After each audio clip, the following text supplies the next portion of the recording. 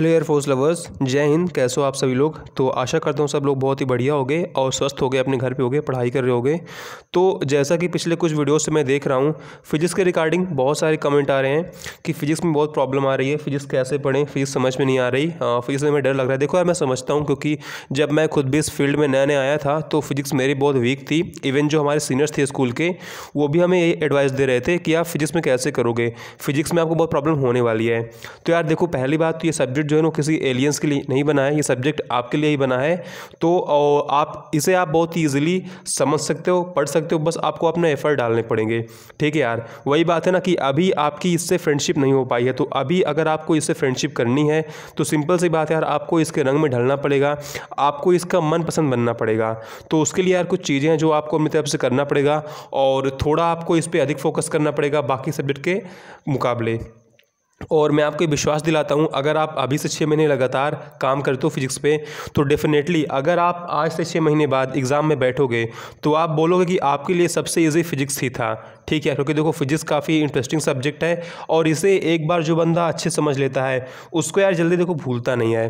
ठीक है, तो अगर आप इसे अच्छे से पढ़ लेते हो यार तो दिक्कत नहीं होगी। बस देखो समस्या यहाँ पर ये आती ना कि जैसे बहुत सारे भाई होते हैं जो 12th में अच्छे से फिजिक्स नहीं पढ़ पाते हैं। ठीक है, 12th मतलब 11th 12th उनका ख़राब हो जाता है, तो उन्हें देखो दिक्कत आती है कि अब हम कैसे पढ़ें। उन्हें देखो एक तरीके से डर भी लगता है, उनकी मेंटालिटी बन जाती है कि फिजिक्स हमें आती नहीं, हम इसके लिए बने नहीं। लेकिन देखो यार, ऐसा बिल्कुल भी नहीं है।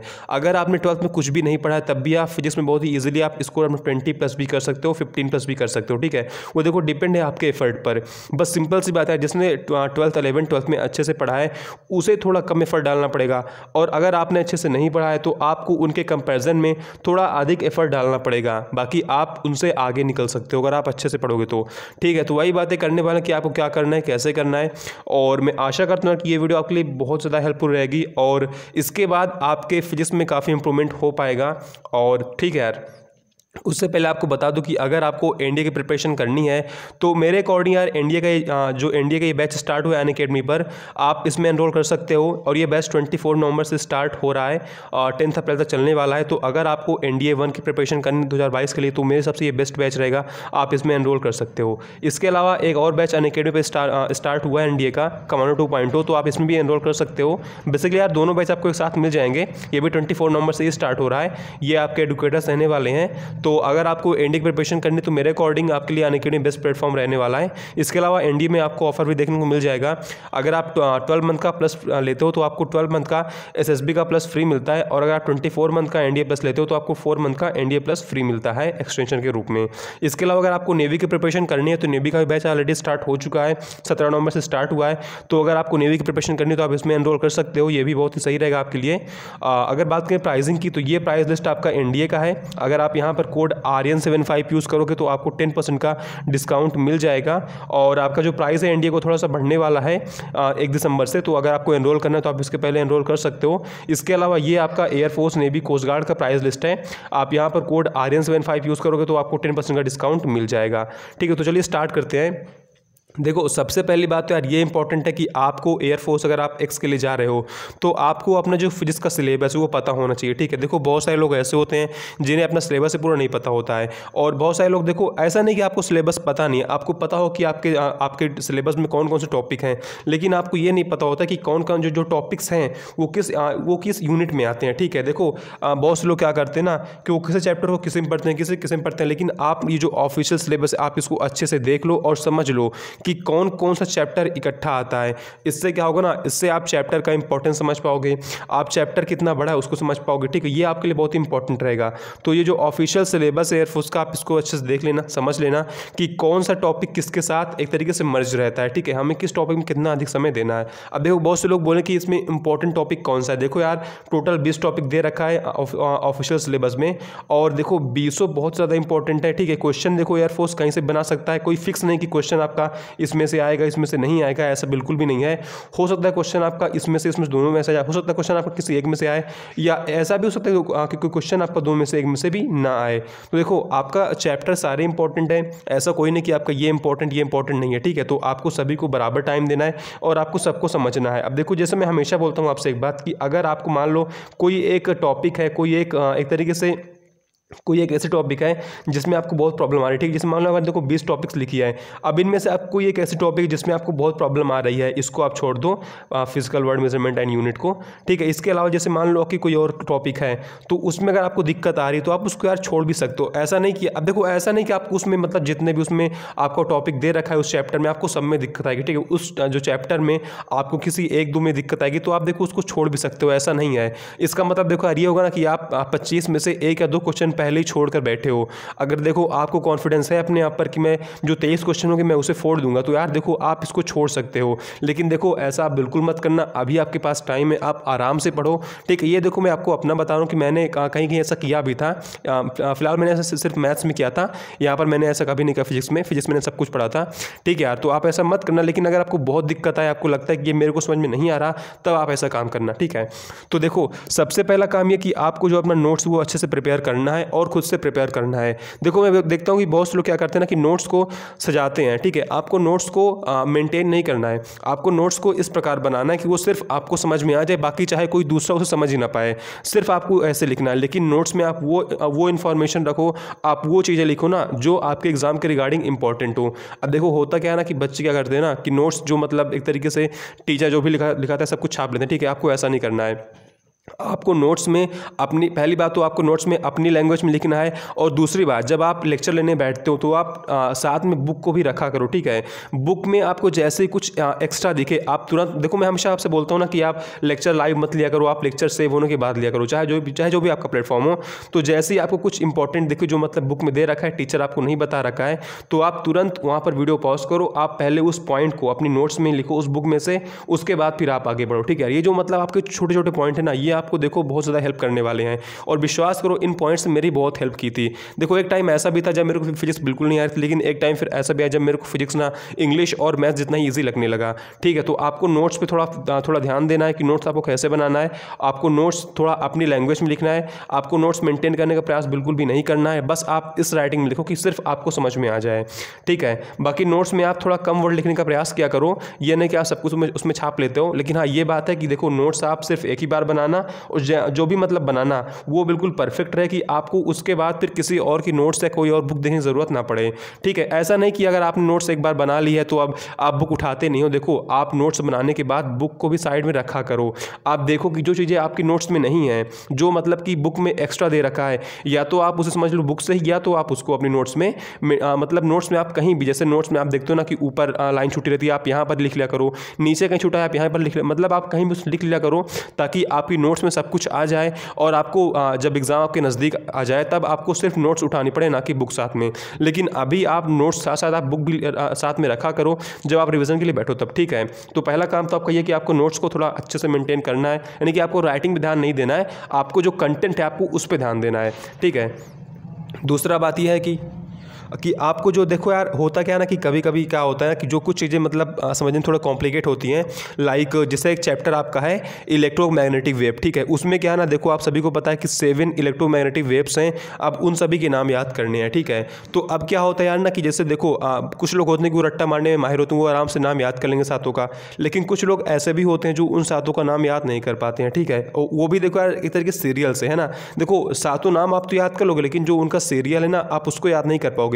और एग्जाम में देखो अक्सर क्वेश्चन बन जाता है कि जो इलेक्ट्रोमैग्नेटिक वेव का जो क्रम है आप इसको मेंटेन करो, यानी बताओ कौन सा सही क्रम है, ठीक है। तो दूसरी बात ये कि आप जो ट्रिक्स है ना आप उसे खुद से बनाना सीखो, ठीक है। जैसे मान लो टीचर्स क्या करते हैं ना, आप कुछ ट्रिक्स बताते हैं तो आप उनकी ट्रिक्स को फॉलो करो, लेकिन उनके साथ ही साथ आप कोई भी चैप्टर हो कहीं पर भी हो, अगर आपको लगता है कि यहाँ पर ट्रिक बन सकती है और मेरे लिए ट्रिक बनाना पॉसिबल है तो आप ट्रिक खुद से बनाओ, ठीक है। आप उस ट्रिक को खुद से बनाओ, और विश्वास करो जो ट्रिक आप खुद से बनाओगे समझोगे उसको आप कभी नहीं भूलोगे। और देखो यार ये काम मैं हमेशा करता हूँ, मैं फिजिक्स में जहाँ भी हो सकता है मैं वहाँ पर ट्रिक्स ज़रूर बनाता हूँ, ठीक। इवन मैंने गेट वाले चैप्टर में भी ट्रिक्स बनाई थी खुद से, इलेक्ट्रोमैग्नेटिक वेव्स में ट्रिक मतलब यार ट्रिक मैंने बहुत जगह बनाई थी, और एग्जाम में उन्होंने मुझे हेल्प भी किया था, ठीक है यार। जैसे देखो आपको पता है कि उसमें साथ होता है तो आप उसको अपनी भाषा में लिख लो। देखो ठीक है, ये देखो मैंने बना लिया अपने से क्लियर रमीवू एक्स वाई। अब इसको सिर्फ मैं समझ सकता हूँ, लेकिन ये बात ये ना कि एग्जाम में अगर क्वेश्चन यहाँ से आ गया कि इनका आप क्रम बताओ, कौन कौन से इसमें इलेक्ट्रोमैग्नेटिक वेव्स हैं, तो देखो बहुत ही ईजिली आप पकड़ सकते हो इसमें। ठीक है यार, तो ऐसे ही जितने भी टॉपिक हैं चैप्टर 1 से लेकर लास्ट चैप्टर तक, जो भी टॉपिक्स हैं जहाँ पर भी आपको समझ में आया कि यहाँ पर ट्रिक बन सकती है, आप वहाँ पर ट्रिक बनाओ। विश्वास करो ये आपके लिए बहुत ही ज़्यादा बेनिफिशियल रहेगी। ठीक है, लेकिन ध्यान रखना कि आपको अपनी लैंग्वेज में बनाना है, चाहे कोई से भी लैंग्वेज, चाहे आप किसी को भी मतलब उसमें ऐड कर दो, चाहे कोई भी लैंग्वेज हो। ठीक है, लैंग्वेज टेढ़ी हो मेढ़ी हो, कि देखो आपको ट्रिक किसी को बतानी नहीं है, उसको सिर्फ आपको अपने दिमाग में रखनी है। ठीक है यार, तो लैंग्वेज कैसी भी हो सकती है, टेढ़ी मेढ़ी ऊट पटांग, लेकिन आप उसे बना लो, वो आपके लिए बहुत ज़्यादा बेनिफिशियल रहने वाली है। ठीक है, और देखो जो तीसरा इंपॉर्टेंट पॉइंट वो है कि यार जब आप फिजिक्स पढ़ा करो ना, तब आप उसको अपने रियल लाइफ से रिलेट किया करो। देखो एक बार मैंने वीडियो और बनाया था कि हाउ टू स्कोर 20% फिजिक्स, मैंने उसमें भी सेम बात ही बोली थी कि आप फिजिक्स को ना अपनी रियल लाइफ से रिलेट किया करो। ठीक है, इसने मेरे देखो बहुत ही हेल्प की थी। जैसे मतलब मान लो आपका विस्कोसिटी वाला चैप्टर हो गया, सरफेस टेंशन हो गया।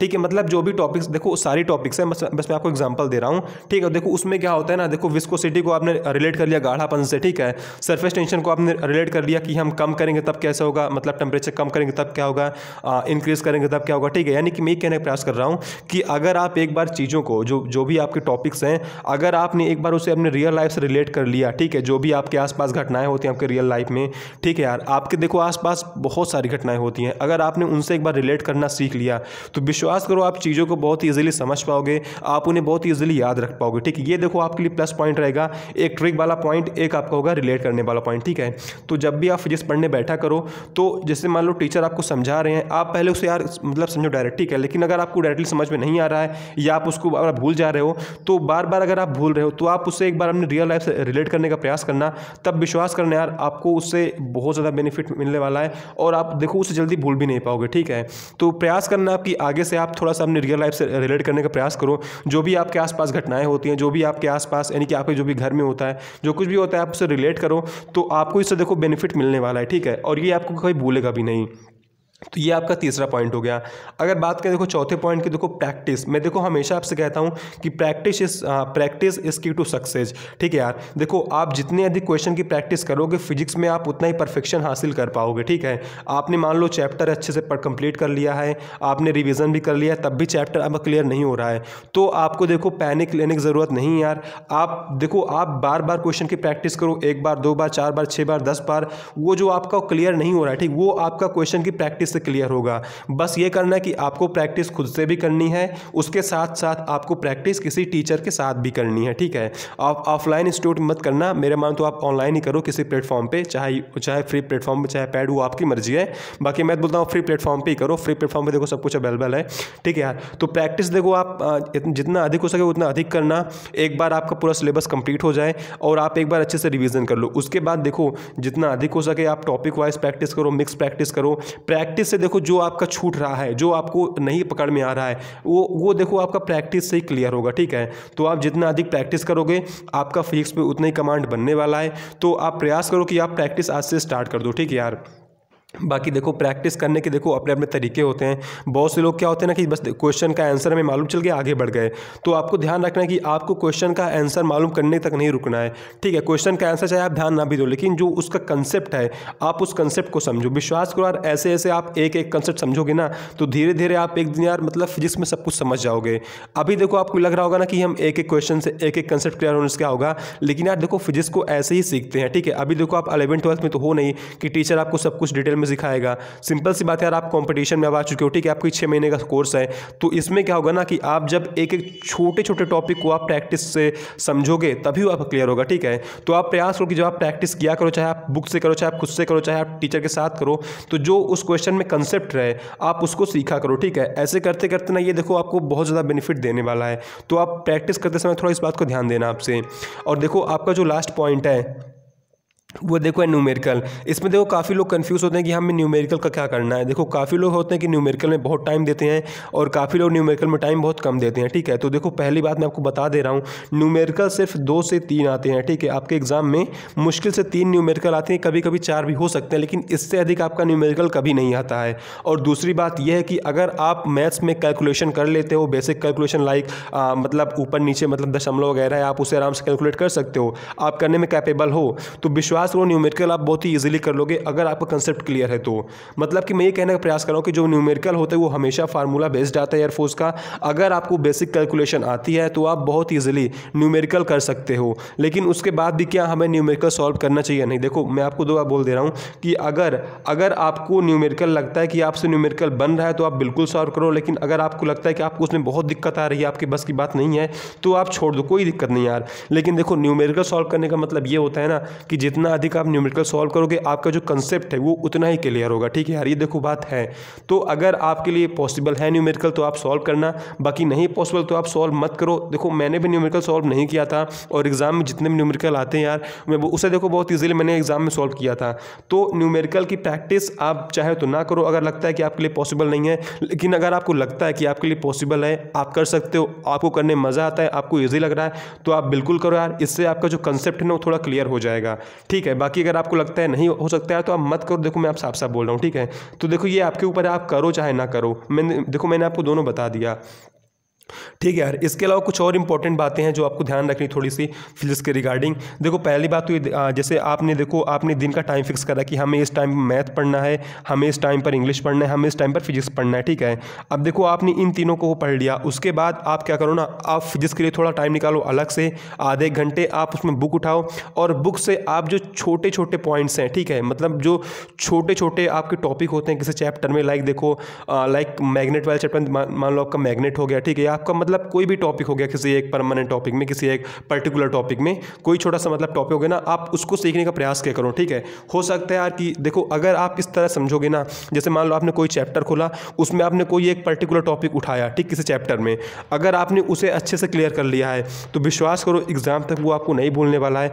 और अगर एग्जाम में वहाँ से क्वेश्चन आ गया तो आप उसे बहुत ईजिली कर लोगे, ठीक है। देखो मैंने ऐसा किया भी था और एग्जाम में एग्जैक्ट एक क्वेश्चन वहाँ से आ भी गया था, जो कि मेरे नोट्स में भी नहीं लिखा हुआ था और मैंने उसे कभी पढ़ा भी नहीं था, मैंने सिर्फ उसको बुक से अच्छे से क्लियर किया हुआ था और एग्जाम में एग्जैक्ट वहीं से क्वेश्चन आया भी था और उसे मैक्सिमम लड़के नहीं कर पाए, लेकिन मैंने उसे कर लिया था, ठीक है। तो ये देखो मेरा पर्सनल एक्सपीरियंस है और मेरा ओपिनियन है। तो अगर आप चाहो, अगर आपके पास टाइम है तो आप 1 घंटे टाइम अलग से निकालो, 1 घंटे क्या आप आधे घंटे टाइम निकालो, आप डेली कोई एक टॉपिक उठाया करो, छोटा सा टॉपिक किसी चैप्टर में, आप उसको अच्छे से क्लियर कर लिया करो और आपके पास जो भी बुक हो, जो भी प्रैक्टिस बुक हो, सब में आप उसके रिगार्डिंग सारे क्वेश्चन ढूंढ आया करो, ठीक है। मतलब इससे संबंधित कोई क्वेश्चन क्या बुक में दे रखा है, ठीक है, जितने क्वेश्चन आपको मिले आप उतने अधिक क्वेश्चन कर डाला करो। इससे आपका इतने अच्छे से क्लियर हो जाएगा वो मतलब वो पर्टिकुलर टॉपिक कि वो आपको एग्जाम तक नहीं भूलने वाला है, ठीक है। तो आप इसको एक बार ट्राई करना। बाकी जो मैंने आपसे 5 चीज़ें बोली आप उस पर ध्यान देना, थोड़ा न्यूमेरिकल देखो मैंने आपको बता दिया कि आप क्या करना है क्या नहीं करना है। उसके अलावा आपको देखो मैंने कहा था प्रैक्टिस कैसे आप करनी है, ठीक है, आपको थोड़ा रिलेट करना है अपने रियल लाइफ की जो चीज़ें हो रही उससे, और आपको थोड़ा ट्रिक्स खुद से बनाने का प्रयास करना है जो ट्रिक्स आपसे पॉसिबल हो सकें। इसके अलावा आपको थोड़ा नोट्स पर ध्यान देना है कि आपको नोट्स कैसे बनानी, कैसे पढ़ना है, सब कुछ, ठीक है यार। तो आई होप आपकी वीडियो इन्फॉर्मेटिव लगी होगी। बाकी इसके अलावा कोई आपकी और क्वेरी तो आप कमेंट कर सकते हो, ठीक है। जय हिंद, जय भारत, वंदे मातरम।